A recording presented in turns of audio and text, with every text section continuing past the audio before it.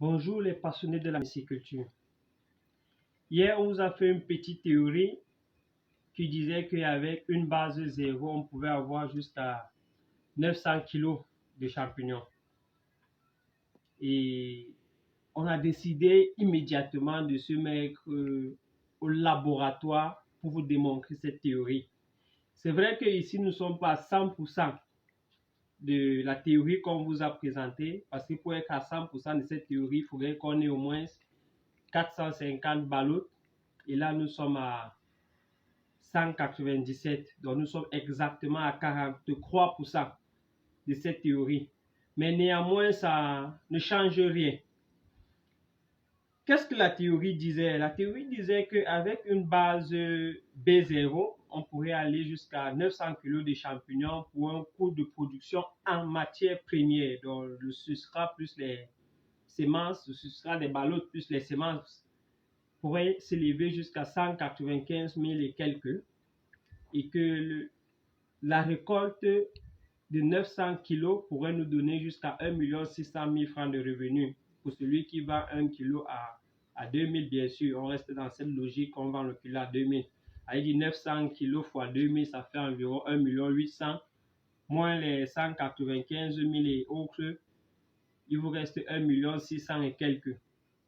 Et pour celui qui a échoué, pour nous, qu'on dit chez nous quand on a échoué, la production, bon, je ne vais pas dire la production, la récolte, on devrait gagner au moins 500 quelque chose de 1000 dans cette même logique.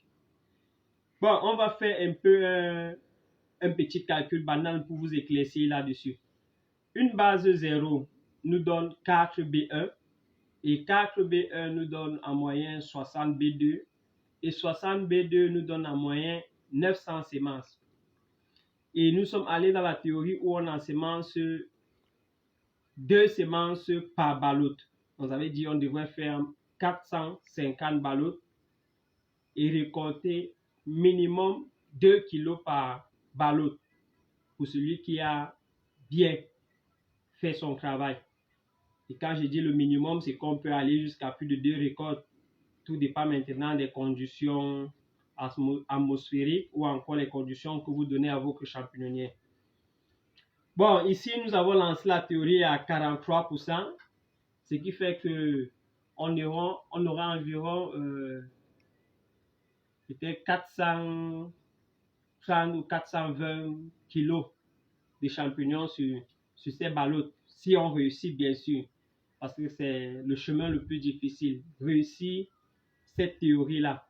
Maintenant, je sais que beaucoup se demandent comment récolter 2 kilos par ballot. Déjà, pour atteindre 2 kilos par ballot, il y a aussi la quantité de semences qui joue un très grand rôle là-dessus. Et s'il faudrait récolter 2 kilos sur cette ballotte, ça va nous prendre trop de temps à récolter parce que vous savez bien que les premières récoltes sont assez consistantes. Au fur et à mesure que le temps passe, les récoltes baissent. Maintenant, qu'est-ce qu'on fait quand les récoltes commencent à baisser? On passe directement à la technique de recyclage qui est le gobetage. Parce que je sais qu'il y a beaucoup aujourd'hui qui miroitent encore des aspirants en myciculture, que le gobetage, ils cultivent directement, comme ça, après ils passent au gobetage. Comment ceux qui vont le faire vont aussi échouer ou encore échouer comme les autres ont l'habitude de le faire. Ont l'habitude d'échouer en fait sur les ballots parce qu'on les a miroité le rêve, ils se sont lancés, ils ont échoué. Maintenant, on les miroite un nouveau rêve du gobetage. Si vous vous lancez dans ce même rêve, vous allez échouer. Là, je peux vous le garantir. Parce que le gobetage est une technique de recyclage. Celui qui fait le gobetage, à force d'arroser avec le plastique qu'on met en dessous, l'eau va stagner à l'intérieur. Et celui qui a eu à faire déjà la myciculture, il a arrosé ses ballottes, il s'est déjà rendu compte qu'à force d'arroser une ballotte, les asticots commencent à manger le mycélium. Ça veut dire, vous qui allez faire le gobetage directement, comme on vous miroite, les premiers récoltes seront waouh, excellents, mais après, ce seraient les pleurs. Ça, je peux vous l'affirmer. Bon, on va rester dans notre objectif. Vous nous suivez, vous suivez nous suivez cette production autant pour moi jusqu'à la fin. On va les ensemencer tout à l'heure parce que actuellement il est 2 heures. On travaille depuis la journée. On va prendre une petite pause et on va revenir environ à 7 heures pour commencer l'ensemencement. Et après l'ensemencement, on va vous faire voir le temps que ça va mettre en incubation. On va vous faire voir nos récoltes. Et encore, par rapport à la question que j'ai eue sur ma page aujourd'hui, que nous qui n'avons pas deux salles en myciculture, là, on doit abandonner. L'avantage d'avoir 2 salles en myciculture, c'est quoi? C'est que tous nos ballots, en réalité, ne commencent pas les primordiaux au même moment. Comme je disais, si j'ai une seule salle et que j'ai 30% des primordiaux qui ont donné, par exemple, dans ma salle d'incubation, et que tous les ballots ont déjà colonisé, bien sûr, j'ouvre la salle, je passe ça en fructification. À quel niveau est-ce que je vais perdre? Je vais me retrouver en train d'arroser complètement toutes les ballots. Et les ballots qui n'ont pas encore donné les primordiaux vont absorber beaucoup d'eau. Et les primordiaux qui vont même commencer à sortir sur cette ballotte-là vont sécher. Et je pense qu'il y a beaucoup de myciculteurs qui ont déjà eu ce cas.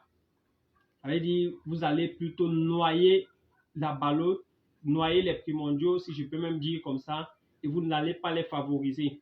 Or, celui qui a 2 salles, si j'ai 30% des primordiaux qui ont commencé à donner, je sors uniquement ces 30%, je passe en fructification, je les arrose au fur et à mesure. Pendant que j'arrose et que le champignon est en train d'accroître, dans ma salle d'incubation, les autres ballots continuent leur développement normalement. C'est ça l'avantage. Parce que quand vous avez une seule salle, vous ne pouvez pas profiter de cet avantage-là et automatiquement, vous ne pouvez pas avoir de très bonnes récoltes à la fin.